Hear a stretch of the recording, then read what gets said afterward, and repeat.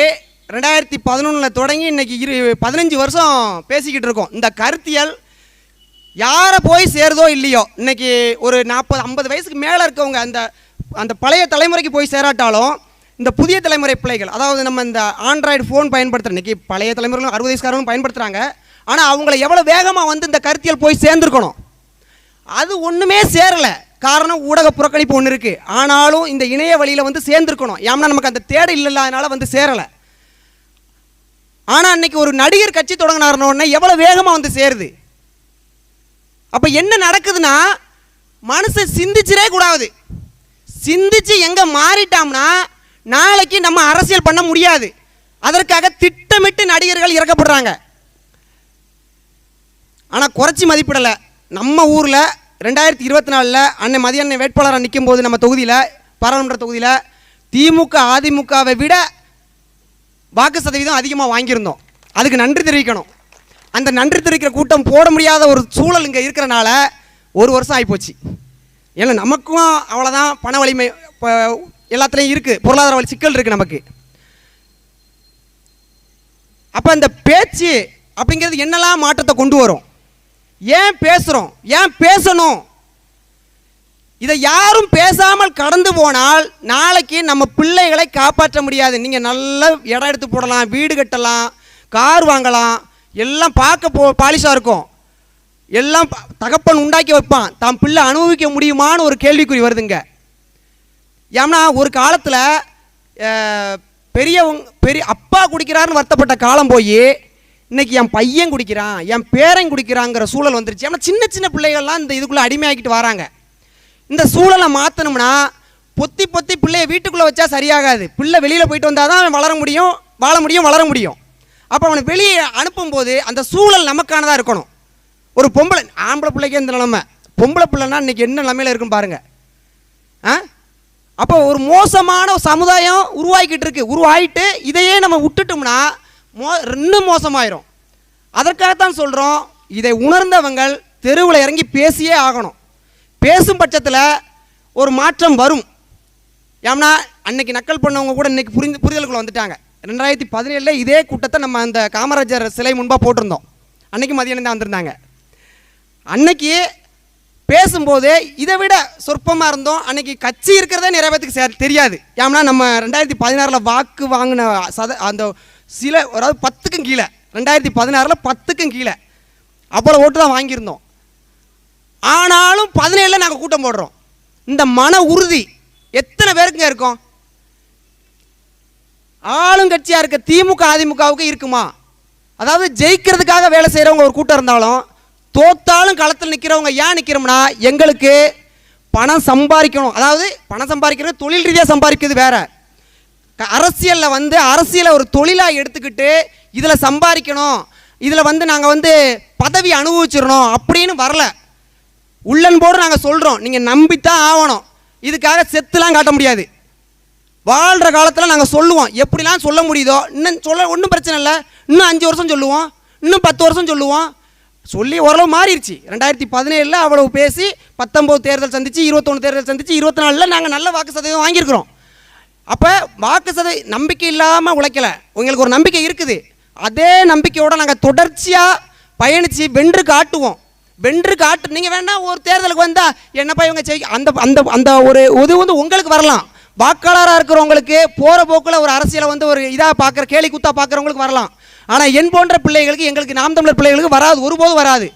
நாங்கள் ஒருவேளை வாக்கு நான்லாம் உண்மையில் 2016 நாங்கள் 2016 எல்லாரும் இலவசம்னு சொல்லி தேர்தல் அறிக்கையை அறிவிச்சுக்கிட்டு இருக்கும்போது 240 பக்கங்கள் செயற்பாட்டு வரைவுன்னு சொல்லி ஒன்று கொடுத்து 234 தொகுதியிலையும் இளைஞர்களை ஒரே மேடையில் அண்ணன் வேட்பாளர் அறிவித்து, ஏதாவது ஒரு ஒரு ஒரு ஒரு நாம் தமிழர் மேடைனா மாலை போடக்கூடாது, காலில் உழக்கூடாது, வெடி வெடிக்கக்கூடாது, இப்போ பார்வையாளர்களுக்கு மேற்கூரை இல்லைன்னா பேசுகிற எங்களுக்கும் மேற்கூரை இருக்கக்கூடாது அப்படின்னு சொல்லி சில விஷயங்கள்லாம் சொல்லி பண்ணும்போது என்னை மாதிரி ஆளுக்கெல்லாம் இதுக்கடுத்தும் காமராஜர் ஒரு வாரம் காத்துக்கிட்டு இருக்கக்கூடாது. இப்படி ஒரு சூழலை உருவாக்கி கொடுத்துருக்கா நம்ம ஊரில் இந்த கட்சிக்கு வேலை செய்ய ஆள் இல்லைன்னு ஒரு சூழல் உருவாகிடக்கூடாதுன்னு எனக்குலாம் அவ்வளோ பரபரப்பு. யாராவது என்னை மாதிரி ஒரு பையன், நான் சின்ன பையனாக இருந்தேன் அப்போ, இப்போ 10 வருஷம் முன்னாடி நமக்கு என்ன இருக்கும் வயசு, இப்போயே 34 தான், அப்போ 24 22 தான், ஒரு ரொம்ப கம்மியான வயசு. அப்போ என்னை மாதிரி இப்போ இந்த வயசில் இருக்கும் 30-35 வயசில் ஏதாவது ஒரு அண்ணன் மாதிரி நம்ம இந்த கட்சியை வந்து நான் அந்த கட்சிக்கு வாக்களிக்க போகிறேன், இந்த கொள்கை எனக்கு பிடிச்சிருக்குன்னு சொல்லி ஒருத்தன் அறிவிப்பான், கையை தூக்கி வருவான், அவன் பின்னாடி போயிருவோம்னு எனக்கு ஒரு ஆசை. ஆனால் கடைசி வரைக்கும் யாருமே வரல. அந்த சூழலை எனக்கு பார்க்கும்போது ரொம்ப வருத்தமாக இருந்துச்சு. நமக்கும் நம்மளும் இப்படியே கடந்து போயிட்டா நல்லா இருக்காது அப்படிங்கிறதுக்காக ஒரு வாரம் ஒரு 10 நாள் விடுப்பு எடுத்துக்கொண்டு அண்ணன்ட்ட கூட வேட்பாளர் கூட நம்ம வேலை செஞ்சோம். அந்த டைம்லாம் சொந்த ஊரில் என் நண்பனாக கூட படித்த பையன்கிட்ட ஒரு அன்னைமார்கிட்ட இல்லை நம்ம வீட்டில் உள்ளவங்கள்ட்ட பேசணும்னா அப்படியே புழுவை பார்த்த மாதிரி அருவருப்பாக பார்ப்பாங்க.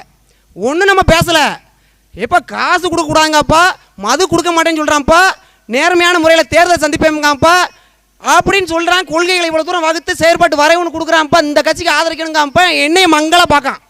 நமக்கு உண்மையிலே அவ்வளோ அசிங்கமாக இருந்து ஒன்று என்ன சொல்ல ஒரு வருத்தம், நம்மளாம் வாழ முடியுமா இப்படி சூழலை வச்சுக்கிட்டு, நம்ம எப்படி இதை நம்ம உணர்வை கடத்தவும் முடியல அப்படின்னு ரொம்ப வருத்தம். அவ்வளோ வருத்தத்துலையும் ஆனால் துணிஞ்சு நின்னோம். தேர்தல் முடிவில் பார்த்தா 1.1 வாக்கு சதவீதம். ஆனால் நான் நினச்சது என்ன, எதிர்கட்சியாக வந்துடும் ஆளுங்கட்சியாக வந்துடும் நினச்சோம்னே. ஏன்னா புரட்சிகர விஷயங்கள் அண்ணன் விதைச்சிட்டாரு, பையங்களை போய் சேர்ந்துருக்கோம், தெருவில் இறங்கி வேலை செய்ய ஆள் இல்லை, மற்றபடி அண்ணன் விதைச்சிட்டாரு, பெரிய விஷயம், பெரிய புரட்சி வெடிக்க போகுதுன்னு அப்படின்னு வந்து தேர்தலில் வேலை செஞ்சு தேர்தல் ரிசல்ட்டை காத்துக்கிட்டு இருக்கேன். லைவ் போடல, கடைசி வரைக்கும் நாம் தமிழர் கட்சி சுழியம் கூட போடவே இல்லை. தேர்தல் முடிஞ்சு 1.1 போட்டாங்க. ரொம்ப சங்கடமாக இருந்துச்சு, மதனசெல்லாம் வலிச்சிச்சு. உண்மையிலே முகம் காட்ட முடியுமா, ஒரு வேதனை, அவ்வளோ வேதனை. நம்ம முகங்காட்டுறதை பற்றி இல்லை, ஏன்னா நம்ம செவிச்சு பதவி அணிக்கணும் இல்லை, ஆனால் இவ்வளவு பின்தங்கி இருக்குமே, ஒரு விஷயத்தை கடத்த முடியும், என்ன பண்ணலாம் அப்படின்னு பார்க்கும்போது தான் ரொம்ப யோசிக்காத, புது இடங்களை இறங்கி நீ பேசுறதுக்கு கூச்சப்படாத அப்படின்னு அண்ணன் நமக்கு வகுப்பு எடுப்பார். அந்த வகுப்புகளை சில இதை பார்க்கும்போது நம்மனால இப்படி நிற்கும். இதில் வேட்பாளர் நின்றவங்களை நினச்சி பார்ப்பேன், சாயுதா வாங்க காசு இருக்காது, துண்டறிக்கை 1 ரூபா துண்டறிக்கை 50 பைசா துண்டறிக்கை காசு இருக்காது, கூட வர்ற பையங்களுக்கு சாப்பாடு வாங்கி கொடுக்க காசு இருக்காது. என் ஊருக்கு வந்தாருன்னா நான் ஒரு தக்காளி சாதத்தை வாங்கி கொடுப்பேன், வீட்டில் கூட நல்ல சாப்பாடு சாப்பிடுவோம், அங்கனுக்குள்ளே உட்காந்துக்கிட்டு பார்த்தீங்கன்னா 20 ரூபா தக்காளி சாதம் வாங்கிட்டு பிரித்து வச்சு சாப்பிடுவோம். இதுதான் சூழல், இன்றைக்கி வரைக்கும் அப்படி தான் இருக்கும். அன்றைக்கி அந்த சூழல்லாம் பார்க்கும்போது அப்போ வேட்பாளராக நிற்கிறவங்களுக்கு எவ்வளோ வலி இருந்திருக்கும், எவ்வளோ வேதனை இருந்திருக்கும். சரி நம்ம வீட்டில் இப்படி பேசுகிறாங்க, கட்சி வேண்டாம் அரசியல் வேண்டாம் ஒதுங்கிடுவோமான்னு பார்த்தேன். அப்போ அவங்க வீட்டிலே இருக்கும், வேட்பாளராக நின்றவங்க வீட்டில் இருக்கும், அண்ணன் சீமானுக்கும் இதே சூழல் இருக்கும். இப்போ இந்த பிள்ளைகள்லாம் இப்போ மதியான மாதிரி ஆளுகளை நான் பார்த்தேன், மதியான மாதிரி தமிழ்நாடு ஃபுல்லாக வேலை செய்கிறவங்கள கொஞ்சம் ஃபாலோ பண்ணேன். அப்படி பண்ணும்போது இவங்களாம் எந்த நம்பிக்கையில் நிற்காங்க, 1.1 வாங்கிட்டு இவங்க இந்த நம்பிக்கையில். அப்போ நான் என்ன நினச்சோம்னா, நம்மளை மாதிரி இந்த அரசியலை புரிஞ்சுக்கிட்ட பிள்ளைங்க நம்ம தெருவில் இறங்கி வேலை செய்யுங்கிற நம்பிக்கையில் தான் நிற்கிறாங்க. அப்போ அதுக்காகயான்ட்டு நமக்கு பொது இடங்களில் கூச்சப்படாமல் இறங்கணும், பேசணும். என்ன வந்துட போதே, நம்ம என்ன ஒருத்தங்களை மாதிரி ஓட்டுக்கு காசுன்னு சொல்லி இருட்டுக்குள்ளே போய் கொடுக்க போகிறதில்ல, சரக்கு வாங்கி கொடுத்து எனக்கு ஓட்டு போட்டுன்னு சொல்ல போகிறதில்ல, வேறு என்னென்ன அருவருப்பான வேலை இருக்கோ அது எதையுமே பண்ண போகிறதில்ல. உண்மையும் நேர்மையுமா அப்படியே ஒரு என்ன சொல்ல, ஒரு நமக்கு சரின்னு படுது, மனசில் அழுக்கு இல்லை, தெளிவான விஷயத்தை செய்ய போகிறோம். இன்றைக்கி இல்லைனாலும் ஒரு நாள் நம்ம செய்கிற விஷயத்தை நினச்சி நம்ம ஒரு வயசான காலத்தில் உட்காந்து அசை போடும்போது அவ்வளோ அருமையான நிகழ்வாக இருக்கும். யாருக்கும் போய் நம்ம நிரூபிக்க வேண்டாம், நமக்கு உண்மையாக இருந்துட்டு போயிடலாம் அப்படிங்கிற அந்த முடிவெடுத்ததுனால தொடர்ச்சியாக நின்னோம். உள்ளாட்சி வந்துச்சு. உள்ளாட்சி வரும்போது கட்சியிலேருந்து நிற்கணும். அண்ணன் சொல்கிறாரு, கட்சியில் இடங்களை விட்டுறாதீங்க தம்பி, இது நல்லா இருக்காது, உள்ளாட்சியை நம்ம வந்து நிற்காமல் போனால் நம்ம வந்து அடுத்த சட்டமன்றத்தில் நிற்கிறதுக்கோ அது சரியாக வராது, மக்களை நெருங்கிறதுக்கான ஒரு இடமா அந்த வாய்ப்பை பயன்படுத்திக்கிடணும் அந்த உள்ளாட்சி அமைப்பை அப்படின்னு சொல்கிறாங்க. அப்போ எனக்கு மண்டலம் ஓடிக்கிட்டே இருக்குது. நம்ம இருக்கிறதோ வெளியில் கேரளாவில் வேறு, இங்கே வந்து என்னென்னு வேலை செய்ய யாருக்கு நம்பி 1.1% வாங்க அப்படி சந்திச்சுக்கிட்டு இருக்கோம் தேர்தலை. அப்போ நம்ம கட்சிக்குன்னு ஒரு இடத்துல கண்டிப்பாக போட்டி போடணும், அது மட்டும் உறுதியாக இருக்குது. அப்படி நிற்கும்போது கட்சியில் யார் நிற்கான்னு பார்க்க நம்ம பகுதியில் அண்ணன் மலைராஜ் அண்ணன் நின்றுட்டாங்க, பாரம் குறைஞ்சிருச்சு. ஆனால் நமக்கு என்ன தோணுதுன்னா, வேலை செய்யணும் என்னன்னு சொல்லி வேலை செய்யணும்னு தெரில. அப்போனா தான் வீட்டை மாட கேட்டுட்டு உடனே உள்ளாட்சி மன்ற தேர்தலுக்கு நிற்போம், ஊராட்சி மன்ற தலைவருக்கு நிற்போம். நின்றுட்டு நம்ம ஜெயிக்க போகிறதில்ல. ஆனால் எதுக்கு உள்ளாட்சி மன்ற தேர்தலில் நிற்கிறோம், இப்போ உள்ளூர் கிளை பொறுப்பாளர்களால என் சொந்த கதையை சொல்கிறேன், யாரும் தவறாக நினைக்க வேண்டாம். இந்த அரசியல் ஏன் வந்தேன், எதுக்கு பிடிச்சிருக்குங்கிறத எல்லாருக்கும் சொல்லணும். என்னை சுற்றி இருக்க 10 பேருக்கு தெரியும், ஆனால் இந்த ஊரில் இருக்கவங்களுக்கு தெரியணும், என்னோட உறவினர்களுக்கு தெரியணும். அதுக்காக வேற எங்கேயும் போய் பேச முடியாது, அதனால் பேசுகிறேன், தயவு கூர்ந்து கேட்டுக்கோங்க. அப்போ உள்ளாட்சியில் இந்த முடிவை எடுக்கிறோம். இந்த முடிவை எடுத்து தேர்தலில் நிற்கும் போது யார்கிட்ட போய் கேட்கலாம்? யார்கிட்ட போய் கேட்கலாம்னா சுற்றி பார்த்தா ஒரு பையன் நமக்கு ஓட்டு போடலை. 1.1% வாங்கியிருக்கோம். யார்கிட்ட ஒன்றுன்னா தேவையில்லாத வேலை பார்ப்பேன். நமக்கு நெருக்கமானவன் நம்ம வீட்டில் இருக்கவங்க என்ன சொல்லுவாங்க, தம்பி தொழிலை பாடுறா வேண்டாண்டா அப்படின்னு நம்ம மேலே அக்கறை உள்ளவங்க. எனக்கு மனசுக்குள்ளே என்ன தோணும் தெரியுமா, இவங்கெல்லாம் ஒழுங்காக ஓட்டு போடுறாங்கன்னா நம்மளாம் இந்த வேலையை செய்யாமல் இருந்திருக்கலாம். ஆனால் ஒழுங்காக ஓட்டு போடாமல் இருந்துக்கிட்டு இன்றைக்கி நம்ம நல்லா இருக்கணும், நமக்கு அட்வைஸ் வேறு பண்ணுறாங்க அப்படின்னு தோணும். என் வீட்டில் இருக்க எங்கள் சித்தப்பா பெரியப்பெல்லாம் பேசும்போது, மாமா மச்சான் எல்லாம் பேசும்போது நமக்கு தோணும். ஆனால் பேச முடியாது, அவங்கள எழுத்து பெரிய ஆளாக இருப்பாங்க வயசில். அப்படி போவோம். அப்படி வரும்போது உள்ளாட்சியில் வீட்டை மட்டும் கேட்டு போய் என் நண்பனை ஒருத்தனை கூப்பிட்டு போய் லாமினேஷனில் கட்டிட்டு வந்துட்டேன். முதல்ல கட்டினா நம்மளா தான் இருக்கும், எதையும் யோசிக்கலை, கெட்டிட்டு வந்துடுவோம். நான் என்ன சொன்னேன், கெட்டிட்டு எங்கேயும் வேலை செய்யலாம் வேண்டாம், துண்டறிக்கை பரப்புறம் மட்டும் அடித்து வீட்டு கொடுக்குறோம், துண்டறிக்கை மட்டும் தெளிவாக பதிவு பண்ணிட்டு கொடுத்துருவோம் அப்படின்னு ஒரு முடிவு எடுத்து தேர்தல் நின்னாச்சு. நின்று போகும்போது அந்த கூட்டு போனேன் பார்த்தீங்களா, அந்த நண்பன் பாதி பக்கத்தில் வேறு நண்பர்கள்ட்ட சொல்லிட்டாங்க.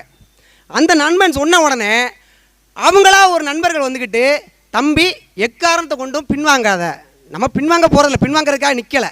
நம்ம நின்ன காரணம் என்னென்னா அதுக்கு முன்னாடி உள்ளாட்சி நடக்கும்போது எனக்கு முதல் தேர்தல் 18 வயசு நிரம்பி முதல் தேர்தல். ரொம்ப காலத்துக்கு முன்னாடி நடந்துச்சு, 5 வருஷம் முன்னாடி சொல்ல முடியாது, எனக்கு ரொம்ப காலம் நடக்காமல் இருந்து நடந்த தேர்தல். அந்த தேர்தலுக்கு நான் கேரளாவில் இருக்கும்போது ஃபோன் பண்ணுறாங்க, தம்பி ஓட்டு போட வந்துருங்க அப்படிங்கிறாங்க. முதல் தேர்தல் நமக்கு, ஓட்டு போட வாங்க அப்படிங்கிறாங்க. நான் சொல்கிறேன், ஓட்டு போடவா வந்துடுவோம், உறவினர் தான் சித்தப்பா சொல்கிறாங்க, வந்துடும் சித்தப்பா அப்படிங்கிறேன். அதோட முப்பாடி தான் நான் வந்திருப்பேன். ஆனால் அவங்க அதுக்கடுத்து சொன்னேன், நான் ஃபஸ்ட் பேர் வாங்கி தந்துடுறேன் அப்படின்னாங்க. எனக்கு அதுக்கடுத்து ஒரு தயக்கம், அதுக்கடுத்து வேறு எதுனாலும் வாங்கி தரேன், ஓட்டு காசு வாங்கி தந்துடுறேன் இப்படி நான் அடுத்து சொல்லி வரும்போது எனக்குள்ள ஒரு கேள்வி, என்னைய நான் ஒரு மாதிரி ஆன ஆள், நம்மளை என்னை பொங்கலுக்கு தேடலை, அவங்க வீட்டு ஃபங்க்ஷனுக்கு தேடலை. நல்லா கேட்டுக்கோங்க, நான் எந்த இதையும் என்னை தேடாத கூட்டம் ஒன்று இருக்குது. அது சூழல், அவங்கள குறை சொல்ல வரும்ல. ஆனால் அதுக்கெல்லாம் தேடாதவங்க தேர்தல் நேரத்தில் தேடுதாங்க. நம்ம சித்தப்பா ஒருத்தர் மெம்பருக்கு நிற்கிறாரு, நம்ம அண்ணன் ஒருத்தர் உள்ளாட்சி மன்ற தலைவருக்கு நிற்கிறாரு, அப்போ நீ வந்துரு தம்பி ஓட்டு போட ஃபஸ்ட் பேர் வாங்கி தந்துடுறேன் அப்படின்னு சொல்கிறாங்க. எனக்கு சத்தியமாக வரக்கூடாதுன்னு முடிவு பண்ணிட்டேன்.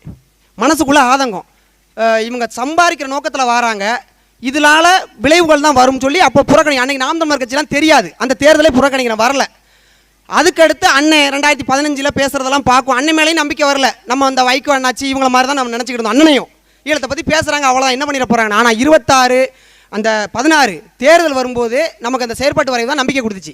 இப்படி உள்ளாட்சியில் நம்ம நண்பர்கள்ட்ட செய்தி பரவிடுச்சு, நண்பர்கள் அழைச்சி சொல்கிறாங்க.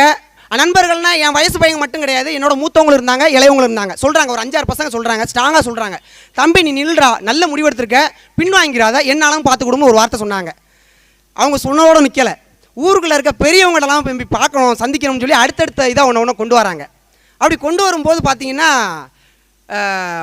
முதலாக போய் சந்தித்த ஒரு நபர் சொல்கிறாரு, ஏன்னா அவங்க அந்த தேர்தலில் நிற்கிறவங்களா அடையாளப்பட்டவங்க, அப்போ அவங்கள கூப்பிட்டு போயிட்டாங்க, அவங்கள போய் சந்திச்சுட்டு வாங்க அப்படின்னு கூடுறாங்க. அவங்கள போய் சொன்ன உடனே, தம்பி நின்றுலாண்டா, என்னை ஏற்கனவே ஊர்லேருந்து நம்ம பெரியவங்கெல்லாம் பேசியிருக்காங்க, நான் எடுத்து நம்ம ஊருக்குள்ள எல்லாரும் நமக்கு ஓட்டு போட்டுருவாங்க, நான் இதெல்லாம் பேசுவேன், நான் அன்னைக்கு சின்ன பையன் பேச மாட்டேன், இன்றைக்கி பேசுவேன், நானும் 5 வருஷம் கடந்து வந்திருக்கேன், எதெல்லாம் பேசலாம்னு ஒரு வரையறை இருக்குது. ஆனாலும் சில விஷயங்களில் ஊர் தெரிஞ்சுக்கிடணும், என்னோட உறவுகள் தெரிஞ்சுக்கிடணும். அப்போ சந்திக்க கூட்டு போகிறாங்க. கூட்டு போன இடத்துல நடந்த சம்பவம் என்னென்னா, நம்ம சொல்லங்குள்ள தம்பி வெளியூர்காரங்க ஜெயிச்சிருவாங்க,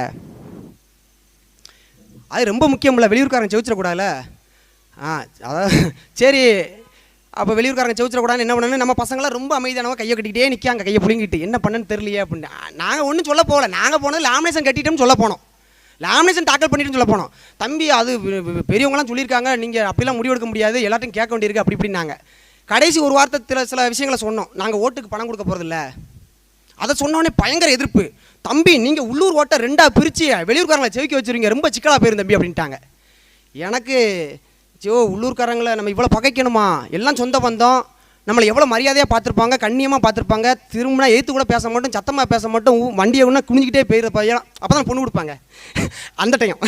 அப்படிலாம் இருந்தோம்.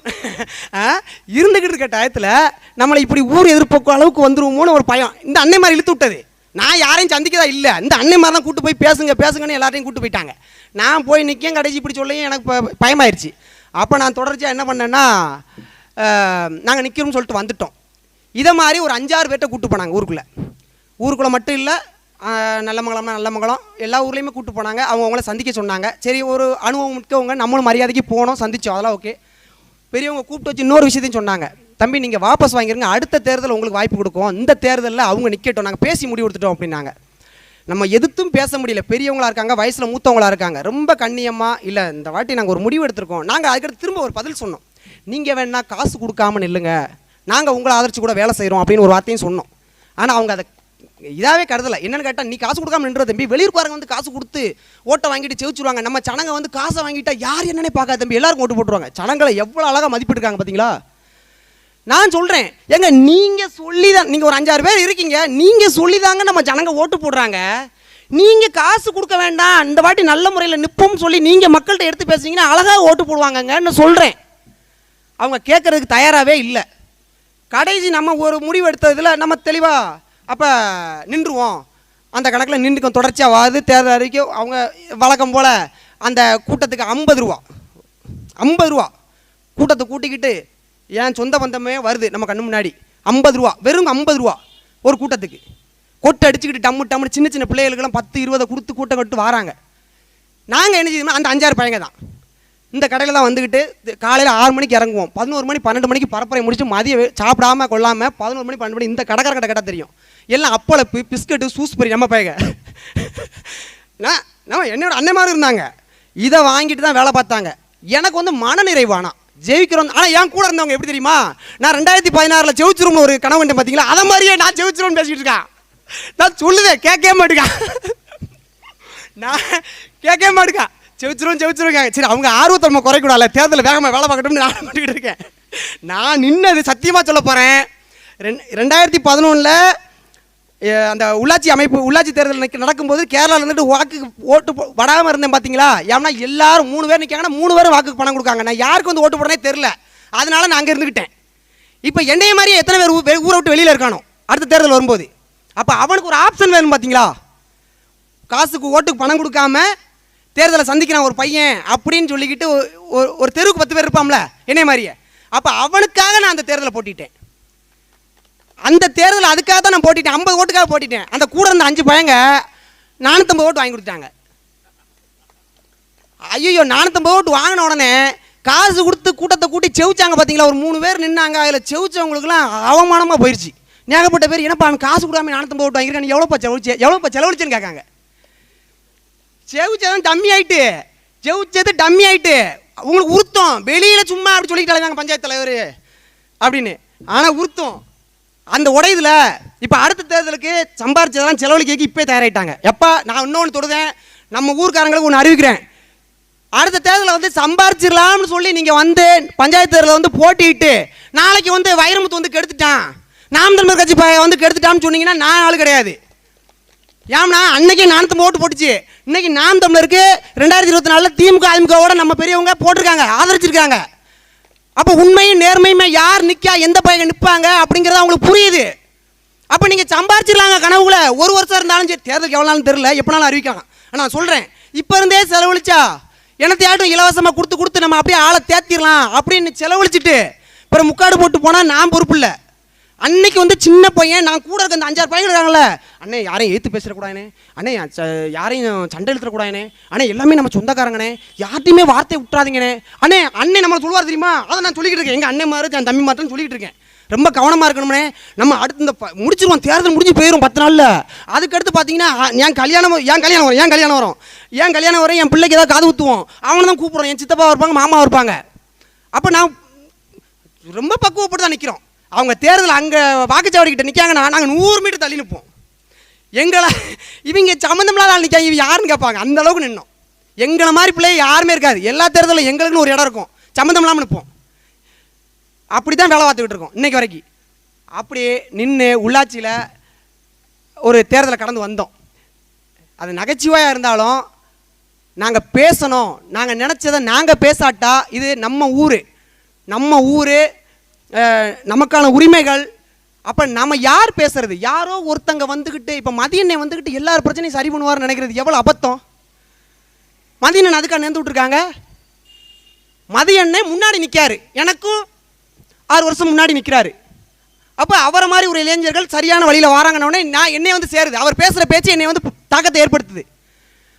அப்போ எது தாக்கத்தை ஏற்படுத்து எனக்குள்ள அப்படிங்கிற விஷயத்தை பார்க்கும்போது இந்த பேச்சு தான்.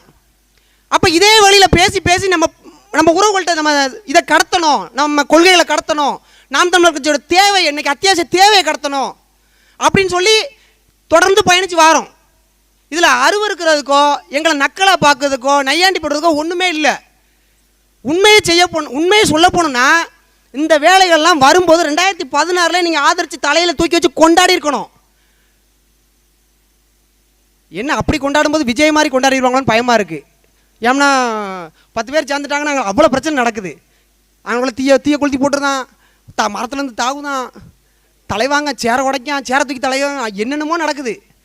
அந்த மாதிரி கூட்டம் அங்கே வராது. இப்போ இதே இடத்துல நாம் தமிழர் கட்சி வச்சு பதிலாக எந்த கட்சி, திராவிட கட்சியாக இருக்கட்டும் தேசிய கட்சியாக இருக்கட்டும், என்ன நடந்தாலும் இந்த கூட்டம் எப்படி இருக்கும் நீங்கள் நினச்சி பாருங்கள். இவ்வளோ அமைதி இருக்குமா ஒரு பேச்சு? நான் ஒரு சாதாரண சின்ன பையன், என்ன எனக்கு அனுபவம் இருக்குன்னு பார்க்கிங்க. நான் சீமானன் பேசுகிற கூட்டத்தையே வருஷத்துக்கு ஒரு காலம் பார்ப்பேன். மற்றபடி அவர் சொல்லக்கூடிய விஷயங்களை ஃபாலோ பண்ணுறேன். அது இன்னொன்று சொன்னால் சீமானா எனக்கு மாமனோ மச்சானோ கிடையாது, ஒரு நடிகரோ, எந்த நோக்கத்திலையும் போகலை. நம்ம நினச்சதெல்லாம் அந்த ஆள் பேசிக்கிட்டு இருக்காரு. நம்ம நினச்சதெல்லாம் அந்த ஆள் உயிரை விட்டு அதையே அவர் பார்த்துக்கிட்டு இருந்த தொழில் எல்லாத்தையும் விட்டுட்டு யாரும் மாற்ற முடியாட்ட நம்மளாட்ட நின்று மாற்றண்டா, இன்னைக்கு இல்லாட்ட என் பிள்ளைய என் பேர பிள்ளைய அனுபவிக்கிட்டா, இந்த ஒரு சூழலியல் எல்லாத்தையும் மாற்றின ஒரு அரசியல் அவன் அனுபவிக்கட்டும் அப்படின்னு சொல்லி தான் அவர் கத்துறாரு. அப்போ அந்த அரசியலை எடுத்துகிட்டு போகிற வேலையை யார் பண்ணுறது? நாம தான் பண்ணணும். இது நமக்கு கையளிக்கப்பட்ட கடமை. இன்னொன்று சொல்லட்டா, இதில் தியாக உணர்வோ என்னை வந்து ஒரு பெரிய ஆளை பார்க்குறதுக்கோ இல்லை இந்த பையன் வேலையை விட்டுட்டு இதெல்லாம் இது என் கடமை, இது நான் அனுபவித்ததுக்கான இதைத்தான் நான் செஞ்சுக்கிட்டு இருக்கிறேன். எனக்கு இந்த சமூகம் என்னோட முன்னோர்கள் வேதனைப்பட்டதுனால கிடைச்சது, அவங்களோட போராட்டங்கள் கொடுத்தது, அவங்களோட போராட்டங்கள் தான் இந்த பேச்சுரிமையை கொடுத்தது, எனக்கு கல்வியை கொடுத்தது, எனக்கு ஒரு வாழ்வியலை கொடுத்தது. அப்போ அதே இது அதோட பெற்றானது ஒரு தலைமுறைக்கு நான் கொடுக்கணும், அடுத்த தலைமுறைக்கு. அப்போ நான் அதுக்காக என்னோட உரிமை சார்ந்த விஷயங்களை நான் பேசிதான் ஆகணும். அதில் போய் நான் ஒதுங்கி நின்றுட்டோம்னா நாளைக்கு என் பிள்ளைக்கு ஒரு அநீதி நடக்குன்னா அதுக்கு நான் தான் பொறுப்புலேருந்து உடனே அண்ணன் சொன்ன மாதிரி நம்ம சட்டமன்ற உறுப்பினர் முதலமைச்சர் அப்படிலாம் சொல்லி ஒதுங்க முடியாது. நம்ம போட்டது தான். இப்போ சட்டமன்ற உறுப்பினராக இருக்காங்க அண்ணன் தங்கப்பாண்டி நினச்சிருக்காங்க. அவங்களுமே இன்னைக்கு உள்ள சூழலில் மக்கள் ஓட்டு போடுறது, காசு வாங்காமல் ஓட்டு போடுறது சரியாக இருந்தால் அவர் அந்த வழியில் தான் வருவார். இங்கே சனங்க தப்பு, நான் குறை சொல்கிறதுக்குலாம் ஒன்றும் இல்லை. தேர்தல் நேரத்தில் நான் சனங்கம் தப்புன்னு சொல்ல முடியல நம்மளால். தேர்தலுக்கு கொஞ்ச நாள் இருக்குது, நான் தைரியமாக பேசுவேன். சனங்களும் தப்பு பண்ணுறாங்க. ஓட்டுக்கு யார் காசு கொடுப்பா, யார் கூட்டத்துக்கு போனால் காசு கொடுப்பான்னு சொல்லி காத்திருந்து இந்த கூட்டம் தப்பு பண்ணுது. அப்போ அவங்க அதை பயன்படுத்துகிறாங்க. நம்ம அவங்கள குறை சொல்றதுக்கு என்ன இருக்குது? அப்போ நம்மளை நாம் திருத்திக்கிடணும். நம்மளை நான் திருத்திக்கிடும் பட்சத்தில் அவங்க திருந்துவாங்க, திருத்தப்படுவாங்க. அதனால் பேசுனா நம்ம இதை மாதிரி நிறையா பேசலாம். எங்கள் அழைப்பை ஏற்று வந்திருக்க அண்ணனுக்கு வாய்ப்பு கொடுக்கணும். அப்புறம் இதே புறக்கணிச்சுட்டு போயிடக்கூடாது. நீங்கள் தேர்தலில் எங்களை புறக்கணிக்கவா, நாங்கள் அண்ணனை புறக்கணிச்சுட்டு போயிடக்கூடாது. நன்றி, வணக்கம். நான் தமிழர்.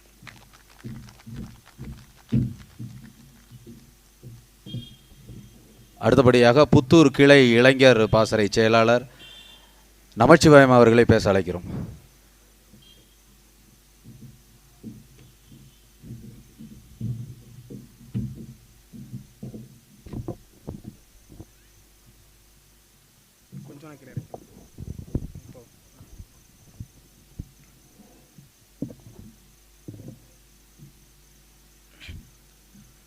கூடியிருக்கிற ஓகேவா கூடியிருக்கிற சொந்தங்கள் அனைவருக்கும் மாலை நன்றி கலந்த மாலை வணக்கம். வைரமுத்தண்ணை இவ்வளோ தூரம் பேசிட்டு போனதுக்கப்புறமா நான் இப்போ என்ன பேசினாலும் அது எந்த அளவுக்கு போய் நிற்குன்னு எனக்கு தெரியல. அதே மாதிரி இப்போ அதுக்கப்புறம் கடைசியாக நம்ம மதிவானன்னு பேசுவாங்க. அதனால் நான் என்ன பேசலான்னு சொல்லிட்டு ப்ரிப்பேர் பண்ணிட்டு வந்தால் இவங்க பேசுகிறத பார்த்தோன்னே எனக்கு ஒரு பயம் வந்துருச்சு. அதுவும் வைரமுத்தண்ணா இவ்வளோலாம் ப்ராக்டிக்கலாக இவ்வளவு நார்மலாக பேசுவார்னு நான் எதிர்பார்க்கவே கிடையாது. அதுக்கு முன்னாடி ஒரு 4-5 பேர் பேசுனாங்க. சரி இவங்க பேசுகிறதோட நம்ம கொஞ்சம் நல்லா தான் பேசுவோம் அப்படின்னு நினச்சிட்டு தான் ரொம்ப தைரியமாக இருந்துகிட்டு இருந்தேன். வைரமுத்தண்ணன் பேச கேட்டதுலேருந்து அங்கே வந்து எனக்கு மனசு ரொம்ப படபடன்னு அடிக்க ஆரம்பிச்சிருச்சு. இது எனக்கு முதல் மேடை. பள்ளி பருவத்திலேருந்து நல்ல மதிப்பெண்கள் எல்லாமே எடுத்திருந்தாலும் எந்த மேடையிலையுமே பரிசு வாங்கினது கிடையாது. எங்கள் ஊரில் புத்தூர் ஊரில் எந்த ஒரு நிகழ்வு இருந்தாலுமே மேடை ஏறி எதுவுமே நான் இது வரைக்கும் எதுவுமே பேசுனது கிடையாது. ஆனால் இந்த மேடை நான் எதுக்கு நான் தேர்வு செஞ்சேன்னா சுற்றி இருக்கிற அரசியல்வாதிகளை பார்க்கும்போதும் சரி, அதிகாரிகளை பார்க்கும்போதும் சரி, அவ்வளோ கோபம் மனசுக்குள்ளே அவ்வளோ கோபங்கள் இருந்தது. அந்த கோபத்தை வந்து எனக்கு எங்கே காமிக்கிறதுன்னு எனக்கு தெரியவே கிடையலை.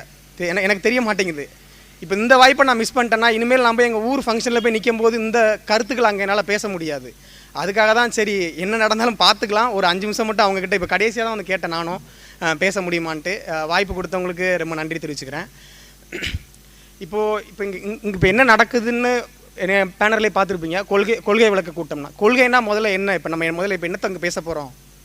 கொள்கைனா முதல்ல என்ன டாஸ்மார்க்கில் சாராயம் விற்கிறது கொள்கையா, இல்லை ஓட்டுக்கு பைசா கொடுக்கறது தான் கொள்கையா, இல்லை இலவசம்னு சொல்லிட்டு அவங்க அறிவிக்கிற ஒவ்வொரு வெற்று அறிக்கை இதுதான் கொள்கையா அப்படின்னான்னு கேட்டால் அது கொடுத்துக்கிட்டு இருக்கிற திராவிட கட்சிகள்கிட்ட தான் கேட்கணும் அதுதான் கொள்கையான்ட்டு. அப்போது எங்ககிட்ட நாங்கள் கொள்கையை விளக்கணும்னா இதுவரைக்கும் 60-65 ஆண்டுகளாக இங்கே நம்மளை ஆட்சி செஞ்சுக்கிட்டு இருக்கிற திராவிட கட்சிகளோட கொள்கை என்னன்னு நீங்கள் உட்காந்து கொஞ்சம் யோசித்து பார்த்தீங்கன்னா 63 ஆரம்பித்து 67 நடந்த 3ஆம் மொழிப்போர், அந்த மொழிப்போரை வச்சு தான் இங்கே வந்து ஆட்சி அரியணையில் ஏறினது திராவிட கட்சி. அந்த மொழிக்காக இந்த 60 ஆண்டுகளில் அந்த திராவிட கட்சி என்ன பண்ணுச்சுன்னு உட்காந்து யோசித்து பார்த்தோன்னா நான் உட்காந்து யோசித்து பார்க்கும்போது எனக்கு அந்த கேள்விக்கு எனக்கு பதில் கிடைக்கல. அப்போ மொழிக்காக அவங்க என்ன பண்ணாங்கன்ட்டு என் கேள்விக்கு பதில் எனக்கு கிடைக்கல. அதுக்கப்புறமா சமூக நீதின்ட்டு அவங்க